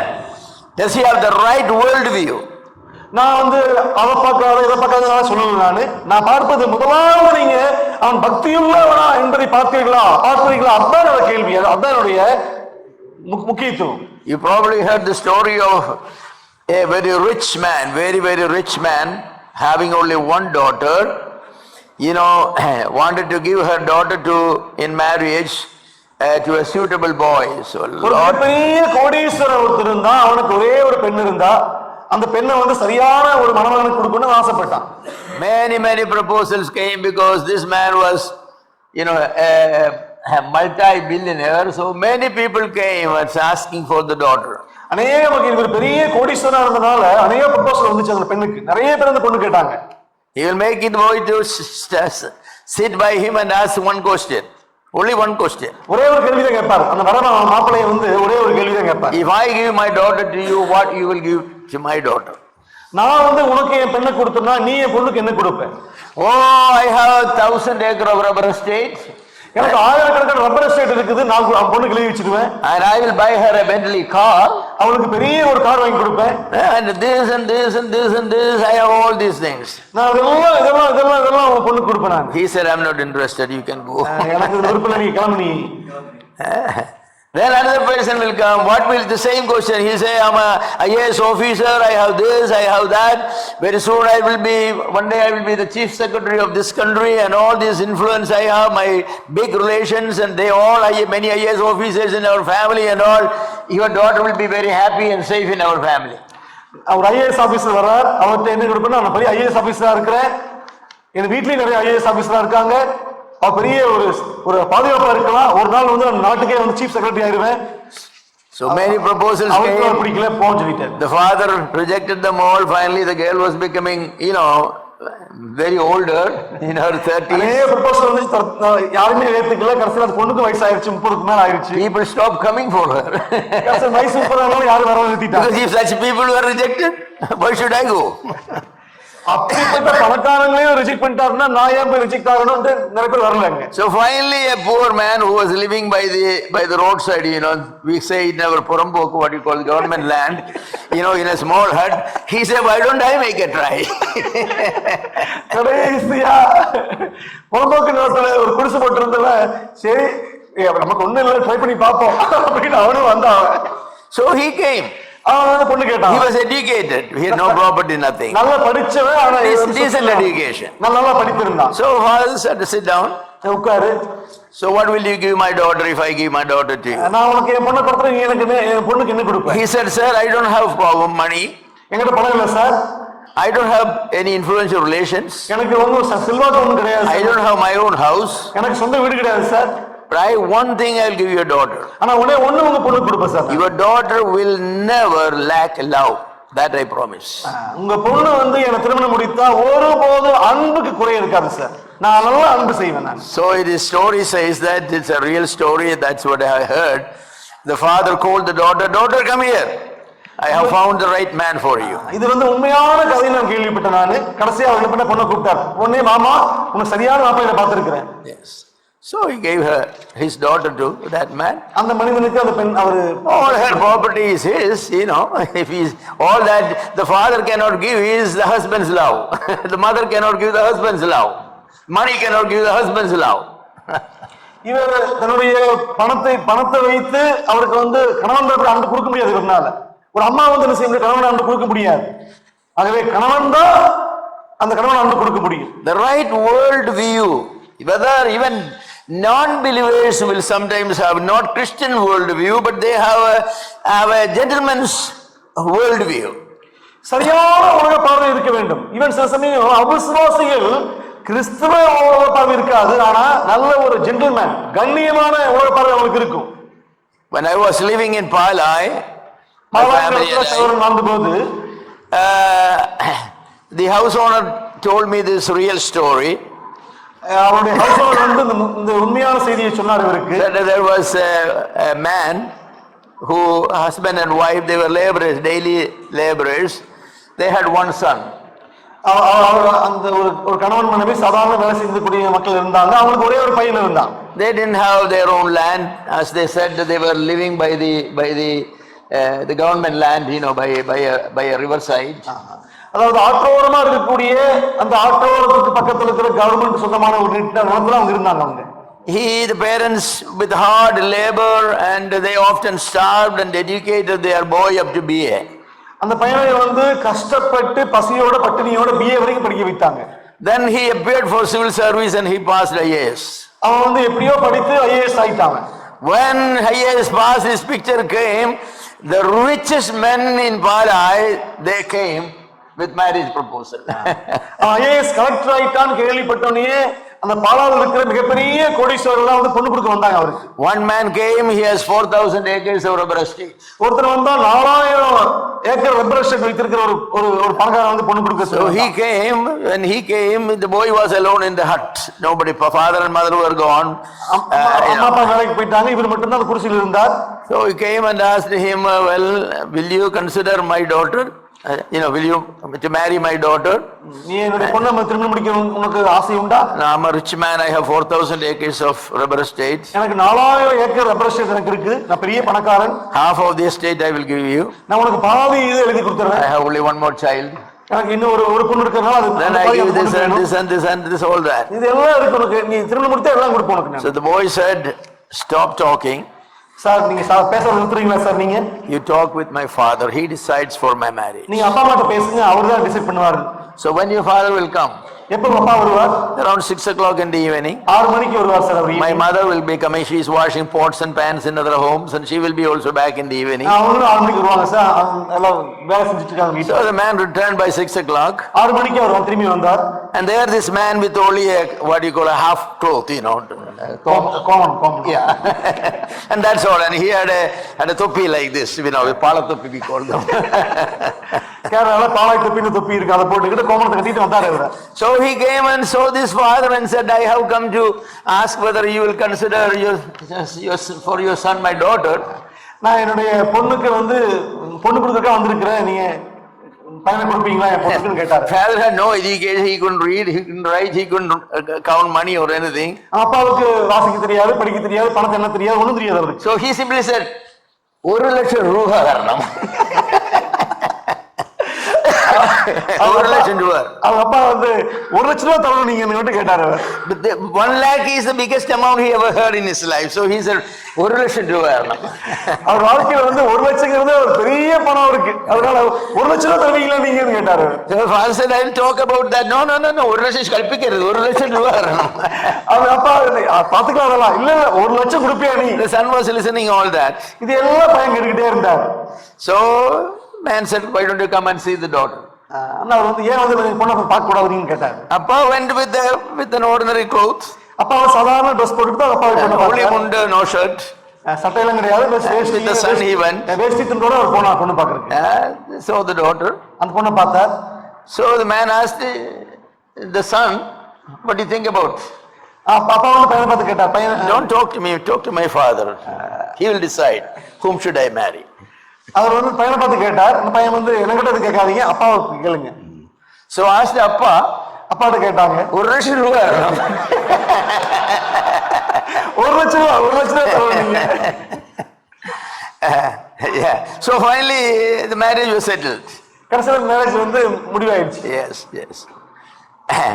So the day of the engagement came. நிச்சயதார்த்தம் வந்து நேரம் வந்துச்சு. There some big ministers from Pala and rich people, they all came to this hut.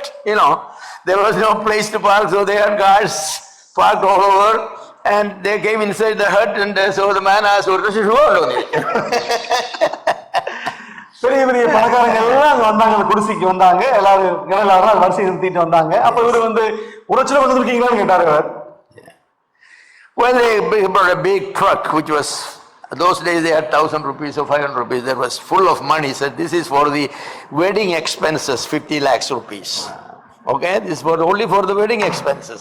Then 2,000 acres of land and a new house and everything is in line for, anyway, the marriage. The thing is, that son, even though he was an IAS officer, he had the right world view of family and marriage. It's my poor father who labored for me, educated me. He will decide. He will decide. He didn't care whether his father was a farmer or a laborer, whether his mother was washing clothes and dishes in other homes. No, they are my parents. I respect them. They gave me life and education. How many present day young people will acknowledge that this poor man is my father when a marriage proposal comes? அங்க ஒரு பெரிய ஒரு சூட்கேஸ்ல வந்து 50 லட்சம் ரூபாய் பொருள் இருந்துச்சுங்க, பணம். இது திருமண செலவுக்காக மட்டும்தான், மீதி எல்லாம் பையனுக்கு பின்னாடி கிடைக்குங்க. நான் சொல்ல விரும்புறது என்ன அப்படின்னா, அந்த பையனுடைய வேர்ல்டு வியூ. எங்க அப்பா வந்து சாதாரண ஒரு மிகவும் ஒரு ஏழையா இருக்கிறார் அப்படிங்கறது குறித்து அவர் வெக்கப்படவே கிடையாது. அவ்வளவு ஏழ்மையிலையும் படிக்க வைத்து என்னை பாதுகாத்தார். அவர் தான் என்னோட அப்பா, நான் வைக்கப்படல, எதுனாலும் அவர் தான் டிசிஷன் எடுப்பார்னு சொல்லி அதுல உறுதியா இருந்தாங்க. ஆனா இன்னைக்கு எத்தனை பிள்ளைகள் படித்து அளவுக்கு வரும்பொழுது தாய் தகப்பனை மறந்து போய் அவங்க வாழ்றதை கேட்கிறோம் நமக்கு. They were Roman Catholics, they didn't have Christian world view, but they had what I say common sense world view. Roman கத்தோலிக்க மக்களா இருந்தாலும் கூட அவங்களுக்கும் கூட ஒரு பொதுவான அறிவான ஒரு உலக கண்ணோட்டம் அவங்களுக்கு இருக்கிறது. If you don't faithful to the word of God 100%, தேவனுடைய வசனத்திற்கு நீங்கள் உண்மையாக இருப்பீர்களானால் 100% தேவனுடைய வசனத்துக்கு உண்மையாக you cannot have correct Christian world view. If you are not faithful 100% to the word of God, your world view will not be a true world view. தேவனுடைய வசனத்திற்கு நீங்கள் 100% உண்மையாக இல்லாவிட்டால் உங்களால் ஒருபோதும் சரியான கிறிஸ்தவ உலக கண்ணோட்டத்தை பெற்றிருக்க முடியாது உங்களால். If you don't have correct world view, what happens as the situation changes, your behavior will also change, your decisions will change. You will do things that you won't be doing in another situation, but in this situation you feel that is the correct because you don't have a correct world view. உங்களுக்கு சரியான உலக பார்வை இல்லாமல் இருக்குமானால் சூழ்நிலைகள் மாறும் பொழுது நீங்கள் மாறிக்கொண்டே இருப்பீர்கள். இந்த சூழ்நிலையில் இப்படி இருப்பீர்கள், அந்த சூழ்நிலை அப்படி இருப்பீர்கள். ஏனென்றால் உங்களுக்கு சரியான உலக பார்வை இல்லை. ஆகவே சூழ்நிலைகள் மாறும் பொழுது நீங்கள் மாறிக்கொண்டே இருப்பீர்கள். There are times when you have to make such decisions. உங்களது வாழ்க்கையில் சில சூழ்நிலையில் நீங்கள் ஒரு உறுதியான முடிவெடுக்க வேண்டிய சூழல் வரும். Yes. And God honors people with the correct Christian worldview. நீங்கள் சரியான கிறிஸ்தவ கண்ணோட்டத்தோடு நீங்கள் முடிவெடுக்கும் போது அந்த முடிவுகளை கர்த்தர் அங்கீகரிப்பார், ஆசீர்வதிப்பார். The European countries and early America, they had what we call a general Christian worldview. ஐரோப்பா கண்டமானது ஒரு பொதுவான கிறிஸ்தவ கண்ணோட்டத்தை கொண்ட நாடாக இருந்தது. That all changed in the last 25-50 years. ஆனால் 25-50 வருடங்களாக அது எல்லாம் மாறி போய்விட்டது.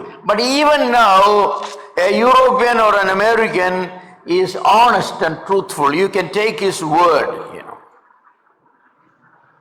You can take his word at his face value. He will not cheat you. ஆனால் இப்பொழுதும் கூட அந்த ஐரோப்பா மக்கள் யாராவது பார்ப்பீர்களானால் அவர் வசனத்துக்கு உண்மையாக இருப்பார்கள், அவர் வார்த்தையை நீங்கள் நம்பலாம், ஒருபோது ஏமாற்ற மாட்டார் அவர். They are the leftovers from the generation back, the Christian world view.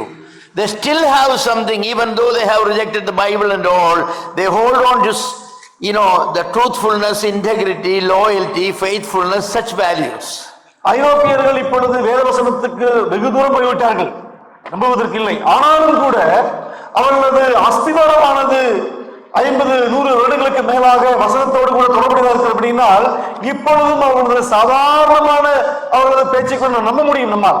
You never needed to bribe an officer in those countries to get a certificate or this and that, like in India. இந்தியாவை போல நாம் ஒரு certificate கூட கொடுக்கக்கூடிய லஞ்சம் கொடுப்பது போல அங்கு தர வேண்டிய அவசியம் இல்லை, உண்மையாக இருப்பார்கள். If they tell you come tomorrow 4 o'clock, they mean that. When you are there at 4 o'clock, whatever work they promise, it will be there.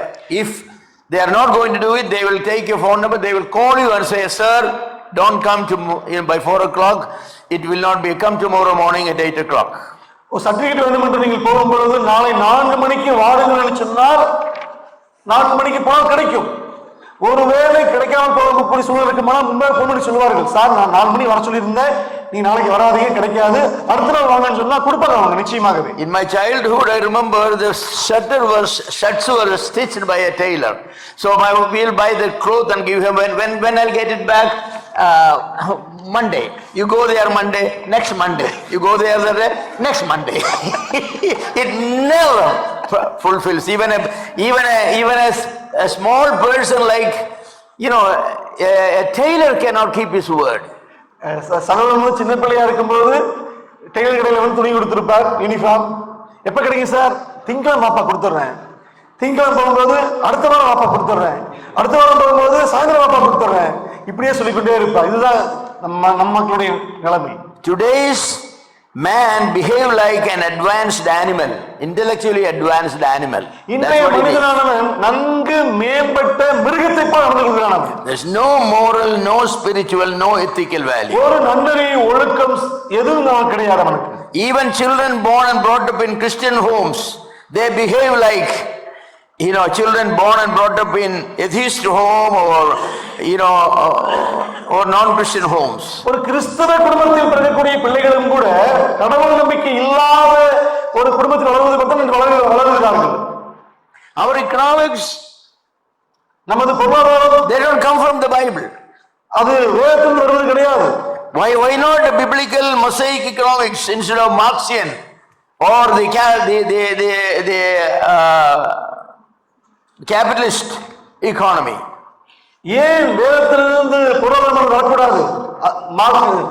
Communist மக்கள் மத்தியில் கம்யூனிஸ்ட் மக்கள் மன்னுவது போல ஏன் கிறிஸ்தவ மக்கள் பணத்தை கையாளுகிறார்கள்? Instead of the biblical absolute morality, we have the new age morality, or we have the situationist morality and all these things. தேவ வசனத்துக்கு உள்ளான ஒரு ஒழுக்க நன்னறிவுள்ள வாழ்க்கை வாழ்வதற்கு பதிலாக நியூ ஏஜ் மூவ்மெண்ட் என்று சொல்லப்படக்கூடிய புதிதாக நவீன கொள்கைக்கு நம் கிறிஸ்தவ மக்கள் போகிறார்கள். In child rearing, parents don't give emphasis upon spiritual excellence or moral excellence. They only give emphasis to educational excellence. பிள்ளைகளை கிறிஸ்தவ மக்கள் வளர்க்கும் பொழுது ஒழுக்கமாக ஒழுங்கு நதியாக தேவனுக்கு பிரியமுள்ள வளர்க்க வேண்டும் என்பதற்கு பதிலாக கல்வியுள்ள கல்விமான சொல்லிக் கொண்டிருக்கிறோம் நாம். People are graded for their professional excellence, not for their character, not for their conduct, not for their correct world view or anything like that. சரியான உலக பார்வையை பிள்ளையை பெற்றிருக்க வேண்டும், நன்கு நல்ல சுபாவமுள்ள மக்களா குணமுள்ள மக்களா வளர வேண்டும் என்பதை நாம் அதிக முக்கியத்துவம் தருவது கிடையாது இந்த கிறிஸ்தவ குடும்பங்கள். Even, don't misunderstand me, if a message is to be recorded, half a pound of powder has to be put on your face. Oh, they will say, no, brother, some powder, some I say, I don't like these things. If they are not influenced by the word I preach, let them not be influenced by the appearance I have. I don't like those things. சொல்லுவதற்கு நம்ம கஷ்டமா தான் இருக்குது, அதனால சொல்லுகிறேன். நான் message record ஆகிட்டு இருக்கு, ரெக்கார்ட் பண்ண போறாங்கன்னு பவுடரிங்க அடிச்சுக்கிட்டு உட்கார்ந்துக்கிட்டு அது எனக்கு விருப்பம் கிடையாது. நான் எப்படி தோற்றமளிக்கிறேன் என்பது எனக்கு முக்கியம் கிடையாது. நான் சொல்லுகிற செய்தியானது எப்படி மக்கள் கேட்கிறது என்பதுதான் முக்கியம். They want the shirt to be changed every half an hour. My shirt does not preach, I preach. half an hour ஒருக்கா ஒவ்வொரு மெசேஜ் மாத்தும் போது ட்ரெஸ் மாத்திக்கிட்டே இருக்கணும். Worldly people borrowed the things from the world. அத ஊழிய பிரயோக மக்கள் அதுல இருந்து காப்பி அடிக்கிறோம் நம்மங்க. When those days when Modi and other great men of God, Billy Sunday and David Livingstone, they did not have makeup, but they had souls winning in preaching. Billy Sunday, D L Moody, David Livingstone இவங்க எல்லாம் breach பண்ணும்போது அவங்க powder அடிச்சுக்கல, dress எல்லாம் மாத்தல, ஆனா அவங்க கிட்ட வந்து இருந்துச்சுன்னா அநேக ஆத்மாக்கள் இருந்தாங்க. I have seen great soul winners like George Verwer. They never had powder put on their head. George Verwer அநேக ஆத்மாக்கள் தேவனுக்காக சம்பாதித்தவர். அவர் ஒருபோதும் பவுடர் அடிச்சதே கிடையாது. They all were men with world view. அவங்க எல்லாருமே சரியான உலக பார்வை கொண்ட மக்களாக இருந்தார்கள். Today we have people with no world view. இன்று சரியான உலக கண்ணோட்டத்தை கொண்ட மக்கள் நம்மிடத்தில் இல்லை. Yes. So we are like peacock. The male peacock is trying to attract the female by showing how beautiful they are. So a lot of peacock Christians all around.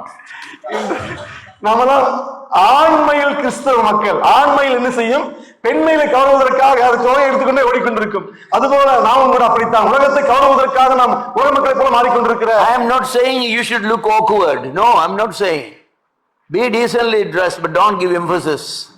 The dress should not distract you, but the dress should not be used as the point of attraction for people. நான் நீங்கள் அசிங்கமாக தோற்றமளிக்க வேண்டும் என்று சொல்லவில்லை. சரியாக புரிந்து கொள்ளுங்கள் சொல்வது. நீங்கள் கண்ணியமாக தோற்றமளியுங்க. அதாவது மக்களை உங்களது ஆடையாலும் அலங்காரத்தாலும் கவர்க முயற்சி எடுக்காதீர்கள். உங்களது குணங்களாலும் வசனத்தாலும் கவர முயற்சி எடுங்கள்.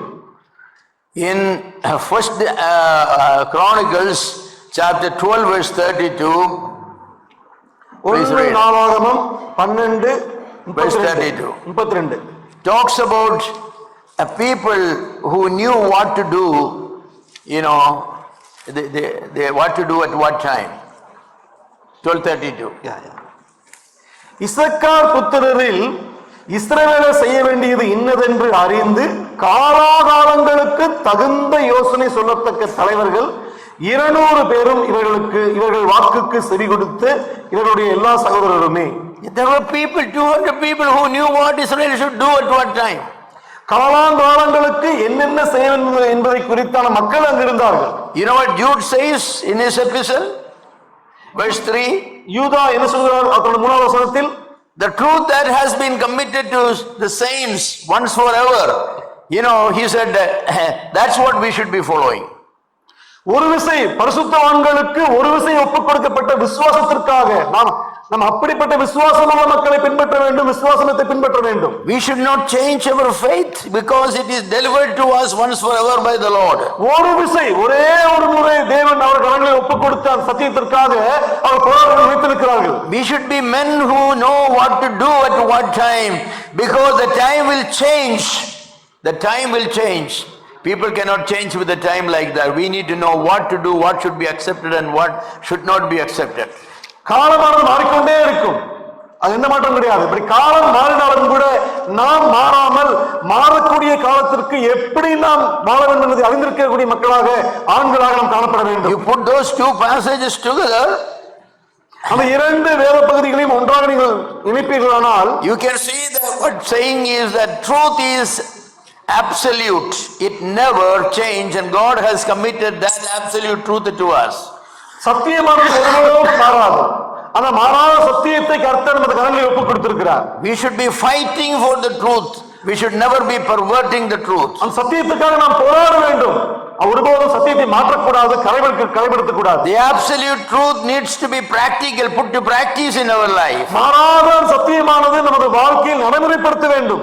We should be men with understanding what should be accepted at what time, what should not be accepted. எந்த ஒரு காலத்தில் எதை ஏற்றுக்கொள்ள வேண்டும், எதை ஏற்றுக்கொள்ள கூடாது என்பதை அறிந்திருக்கிற மக்களாக நாம் காணப்பட வேண்டும். And we need men and leaders who will fight for the truth. அதுபோன்ற சத்தியத்துக்காக போராடக்கூடிய தலைவர்கள், ஆண் மகன்கள் நமக்கு வேண்டும். Yes. We should know the absolute truth, for Jesus said, I am the truth. இறுதியான உறுதியான மாறாத சத்தியம் என்ன என்றால் என்னவென்று அறிந்திருக்க வேண்டும். இயேசுதான் சத்தியமாக இருக்கிறார். The world and its fullness belongs to God. இந்த உலகமும் அது நிறைவும் தேவனுக்கு சொந்தமானது, தேவனுக்குரியது. For this reason a Christian does not have what is spiritual and what is material or secular. For him everything is spiritual. Whether you eat or drink, that is an act of spirituality. இதனால் தான் நாம் சொல்லுகிறோம் இது ஆவிக்குரிய உலகம், இது ஆவிக்குரியது அல்லாதென்று பிரித்து பார்க்க கூடாது. எல்லாம் தேவனுக்குரியது. So you needed to formulate the correct Christian worldview. ஆகவே சரியான கிறிஸ்தவ உலக கண்ணோட்டத்தை கொண்டிருக்க வேண்டும். We are the salt and the light. நாம் தான் உலகத்துக்கு உப்பாக இருக்கிறோம், வெளிச்சமாக இருக்கிறோம். So we should give taste to the world and we should give light to the world so that they can see the true light, which is our Lord Jesus Christ. நாம் இந்த உலகத்திற்கு சுவையை ஊட்ட வேண்டும், உலகத்திற்கு வெளிச்சத்தை காட்ட வேண்டும். அப்பொழுது உலகமானது உண்மையாக வெளிச்சம் என்னன்னு தெரிந்து கொள்ளும். Jesus Christ is the absolute model of Christian worldview. கிறிஸ்தவ உலக கண்ணோட்டத்திற்கு மிகச் சரியான ஒரு மாதிரி இயேசுதான். Paul said in 2 Corinthians 10:5, பவுலானவர் 2 கொரிந்தியர் 10:5, 10:5 இப்படி சொல்கிறார். where he said we need to be demolishing all those ideas that come against the knowledge of God, and then we need to be building up the Christian worldview. நாங்கள் தர்க்கங்களையும் தேவனை அறிகிற அறிவுக்கு விரோதமாக எழும்புகிற எல்லா மேட்டுமையையும் நிர்மூலமாக்கி எந்த எண்ணத்தையும் கிறிஸ்துவுக்கு கீழ்ப்படிய சிறைப்படுத்துவதாக இருக்கிறோம் என்று சொல்கிறார். எல்லாவற்றையும் தேவனுக்கு விரோதமாக இருக்கக்கூடிய எல்லாவற்றையும் நாம் இடித்து நிர்மூலமாக்க வேண்டும். There are Christians who teach theory of evolution in the classroom, and then on Sunday they will say God created the universe. For 6 days evolution, only on Sunday creation. திங்களிலிருந்து சனிக்கிழமை வரைக்கும் கிறிஸ்தவ ஆசிரியர்கள் ஸ்கூலில் குரங்கிலிருந்து மனிதன் வந்தான் என்ற பரிமாணங்களை போதிக்கிறார்கள். ஞாயிற்றுக்கிழமை சபைக்கு வந்த சண்டே கிளாஸ் டீச்சர்களாக தேவன் படைத்தார். But the syllabus says that we are supposed to teach the syllabus. Sure, God teach the syllabus, but afterwards you should say that though the syllabus says that's a lie, that's not how this world came into being. God created it. You need to say that also to your children. நாங்க என்ன பண்ண செய்யறது? நாங்க டீச்சரா இருக்கிறேன், எங்க கையில வந்து சிலபஸ் கொடுக்குறாங்க, அத்தனை போதிக்க முடியும். சரி சொல்லிக் கொடு, ஆனால் சொல்லணும் நீ நான் போதிச்ச சிலபஸ் வந்து பொய்யானது, தேவன் ஓத போதித்தான்னு கடைசியாவது பிள்ளைகளுக்கு சொல்லிக் கொடு.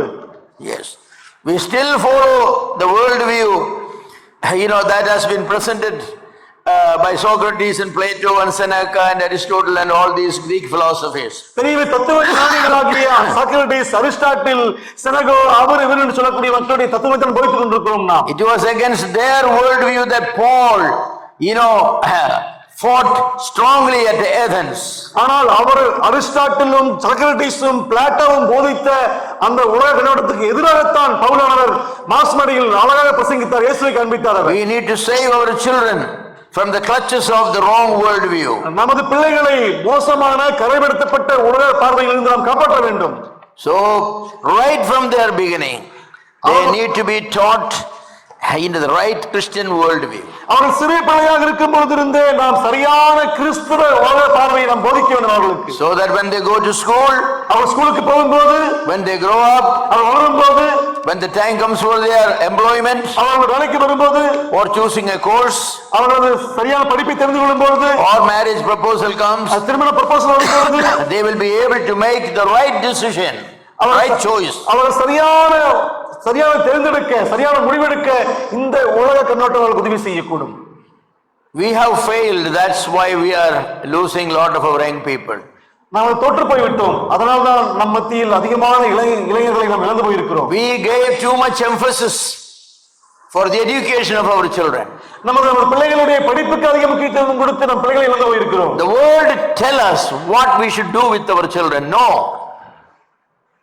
we should not allow the world to tell us what to do with our children. இந்த உலகமானது நமக்கு சொல்லுகிறது உங்கள் பிள்ளைகளை நீங்கள் என்ன செய்ய வேண்டும் என்று. ஒருவரும் அனுமதிக்க கூடாது.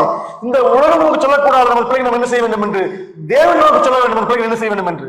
If we don't act correctly now, we are going to lament about it later, but no use. நாம் இப்பொழுது நமது பிள்ளைகளுக்கு சரியான உலக பார்வை சொல்லிக் கொடுக்காமல் போவோமானால் பின்பாக நாம் அழ வேண்டி இருக்கும். So the parents need to develop and establish the right world view first before you start changing your children. உங்களது பிள்ளைகளை மாற்றுவதற்கு முன்பாக பெற்றோர்களாகிய நீங்கள் சரியான உலக பார்வையை நீங்கள் கொண்டிருக்க வேண்டும். Oh, for many parents, money is everything, money is everything, money, and money matters. பணம் பணம் பணம் பணம் தான் எல்லாம் எல்லாம் பணம் தான் பணம் தான். Money is not that important. பணமானது அவ்வளவு முக்கியத்துவம் கிடையாது. Life is much more important than money. நம்ம தேவன் நமக்கு கொடுத்திருக்கிற வாழ்க்கையானது பணத்தை விட மிகவும் சிறப்பானது. Lord said, you cannot serve God and mammon. தேவன் சொல்லுகிறார், நீங்கள் உலக பணத்திற்கும் எனக்கும் நீ ஊழியம் செய்ய முடியாது. Yes. Give it to mammon what it belongs to them. Give it to God what belongs to God. Our children belongs to God, not to mammon.